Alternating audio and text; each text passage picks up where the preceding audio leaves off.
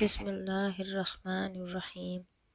عورت کی لمبی زبان کا شکوہ تو ہر مرد کرتا ہے، لیکن پھر بھی کوئی گونگی لڑکی سے شادی کو تیار نہیں ہوتا۔ بڑی بہن، بڑی بیٹی، دنیا کی انمول چیزوں میں سے ایک بہن کا پیار۔ بڑی بیٹی ماں کی بہترین دوست ہوتی ہے۔ بڑی بہن ماں کے بعد ماں کا حق رکھتی ہے۔ خوش نصیب ہے وہ جس کی بہن اس کو جان سے زیادہ پیار کرتی ہے۔ اگر پوری دنیا آپ کا ساتھ چھوڑ دے نا، پھر بھی بہن آپ کا ساتھ نہیں چھوڑتی۔ عورت کھلونا نہیں ہے اور نہ ہی زحمت، وہ رب کریم کی بنائی ہوئی ایسی خوبصورت نعمت ہے جو موت کی گود میں جا کر زندگی کو جنم دیتی ہے۔ ایک دن بیماری نے دولت سے کہا، تم کتنی خوش نصیب ہو کہ ہر کوئی تمہیں پانے کی کوشش کرتا ہے، اور میں کتنی بد نصیب ہوں کہ ہر شخص مجھ سے دور بھاگتا ہے۔ دولت بولی، خوش نصیب تم ہو جسے پا کر لوگ اپنے اللہ کو یاد کرتے ہیں، اور بد نصیب میں ہوں جسے پا کر لوگ اپنے اللہ کو بھول جاتے ہیں۔ اچھی ماں کی تربیت، عورت کی عزت کرو، اس لیے نہیں کہ وہ عورت ہے، بلکہ یہ ثابت کرنے کے لیے کہ آپ کی تربیت ایک اچھی ماں نے کی ہے۔ آپ کے 3 چہرے ہوتے ہیں، پہلا وہ جو آپ دنیا کو دکھاتے ہیں، دوسرا وہ جو آپ اپنے گھر والوں کو دکھاتے ہیں، اور تیسرا وہ جو آپ کسی کو نہیں دکھاتے، وہ آپ کا اصل چہرہ ہوتا ہے۔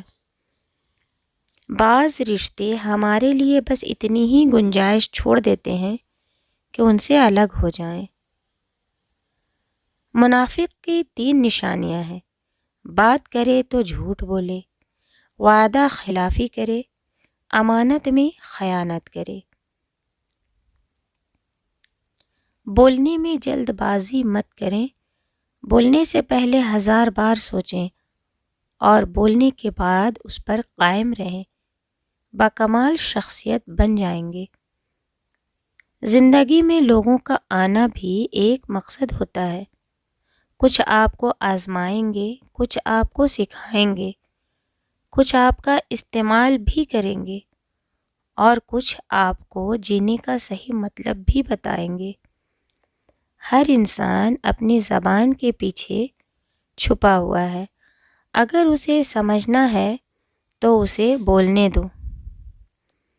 بہت اچھے ہو کر بھی آپ ہر کسی کے لیے اچھے نہیں ہو سکتے، کیونکہ برے بنا دیے جاتے ہیں، کہیں برے ثابت کر دیے جاتے ہیں، اور کہیں زندگی کا سب سے تاریک پہلو ہی یہی ہے۔ جب اپنوں میں بیٹھ کر آنکھیں آنسوؤں سے بھر جائیں اور منہ چھپا کر آنسو صاف کرنے پڑیں اور زبردستی چہرے پر مسکراہٹ سجانی پڑے، تب زندگی سے زیادہ بے رحم کچھ نہیں لگتا۔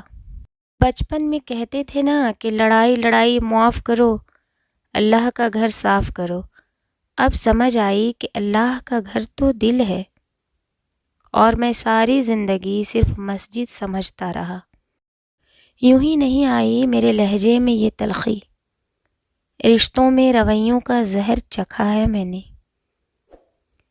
اے رب العالمین، بے شک زمین و آسمان میں تیری بادشاہی ہے، اپنے حبیب کریم صلی اللہ علیہ وآلہ وسلم کے صدقے ہماری پریشانیوں کو دور فرما، ہمیں آسانیاں عطا فرما، ہمارے حال پر رحم فرما، آمین۔